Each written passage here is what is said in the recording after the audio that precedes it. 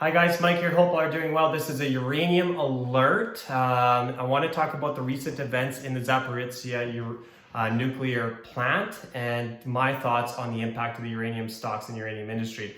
My name is Michael Hernik. I have a YouTube channel called The Financial Mechanic, and this channel I talk a lot about uranium. So if you're interested in uranium, please subscribe. I talk about business, finance, economics. I have nothing to sell you, and this channel is all about financial education and give you guys as much value as possible. So please subscribe, click like, comment below, and share your thoughts on what your takeaways are from this situation. So firstly, what happened? So there's, as many of you know, there's a lot of conflict in Ukraine right now with Russia.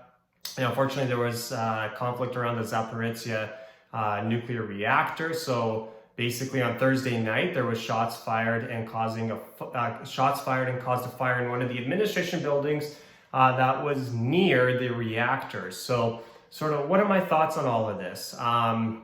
So on Thursday, there was a lot of misinformation being spread.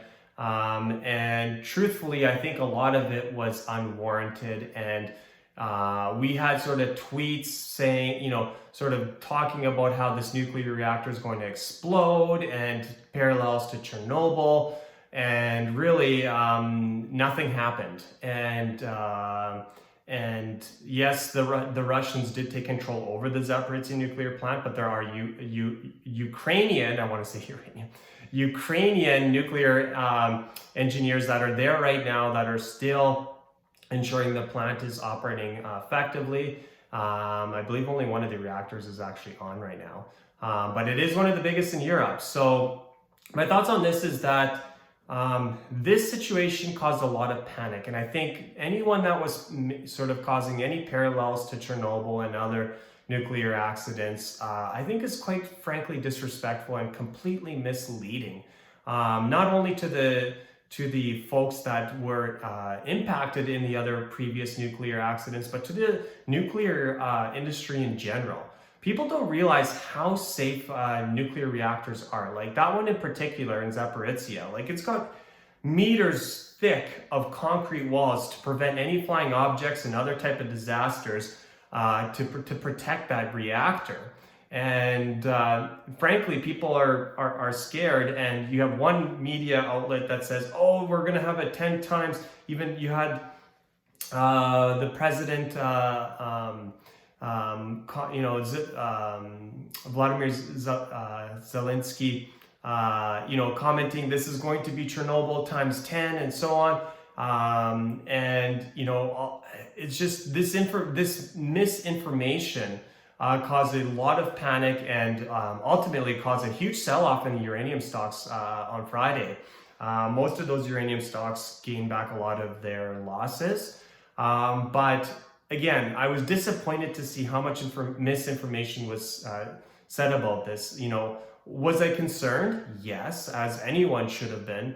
But it's, thank goodness nothing happened. And it's important that people realize how safe nuclear energy is. But that being said, I'll say this. I do think that this news being, ultimately it was good news, but I would suggest it was bad news for the nuclear industry, and it did not equate to good news. What do I mean by that?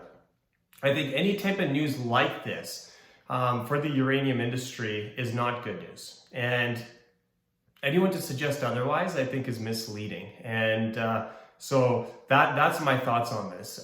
So is the uranium thesis still in place? Absolutely. Are the fundamentals still in place? Demand, supply, etc. Absolutely. The pricing, are the fundamentals around the pricing still in place? Absolutely. Am I still extremely bullish on uranium? Absolutely. Do I still own uranium? Absolutely. Am I going to buy more? Absolutely. You guys see the pattern here. But that being said, that news that happened on Thursday was not good news.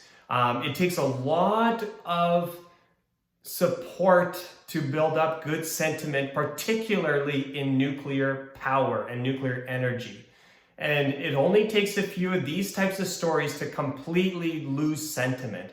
And that type of narrative can completely change the outlook on nuclear energy. And like, I still got an article from Fox News saying nuclear catastrophe in Ukraine. It's like nothing happened. Yet news media outlets are still perpetuating this idea that nuclear energy is to blame and we just avoided a nuclear disaster. And sure, there might be some truth to that, but guys, this is the type of news that is not good news for nuclear power and energy. And mainly because, as I said, it's a very fragile sort of sentiment. I'm just getting over COVID, so I apologize for coughing. But yeah, like this type of news is not good news for the nuclear industry. And my thoughts is that if this is going to continue perpetuating, I do think that it could lose some sentiment in nuclear power, but it doesn't change anything else. That's my big thing here, is that could it extend the sort of upside potential, limit the upside potential in this? Maybe. Could it sort of put constraints on how quickly the uranium bull market is going to materialize? It could. But ultimately what I'll say is that everything is still in place. I just don't think that what happened on Thursday was by any means good for the uranium industry. But that being said, those are my thoughts. So I'm extremely bullish. I'm still in uranium and I'm going to still continue buying more uranium. But I'm not going to lie and say, I would suggest that any other YouTuber or any other article that says, nope, this is a complete non-issue, there's no impact to the nuclear and uranium industry, is completely misleading you. Because truthfully, people read headlines, and right now headlines aren't the most favorable on what happened there, and hopefully that doesn't continue, but there is an impact to that. So that's my thoughts. Let me know. Do you guys agree with me? Mike, you're completely offside that, no, like this is a complete non-issue and who cares about the media? This doesn't change anything. Or, do you guys agree with me? So I'm curious to know. Please comment below for those of you that are subscribed to this channel, particularly for uranium. I would love to hear from you. So again, subscribe, click like, comment. Would love to hear from you. Have a great day, and I'll continue keeping you guys posted and giving you my thoughts. Take care. We'll see you in the next video.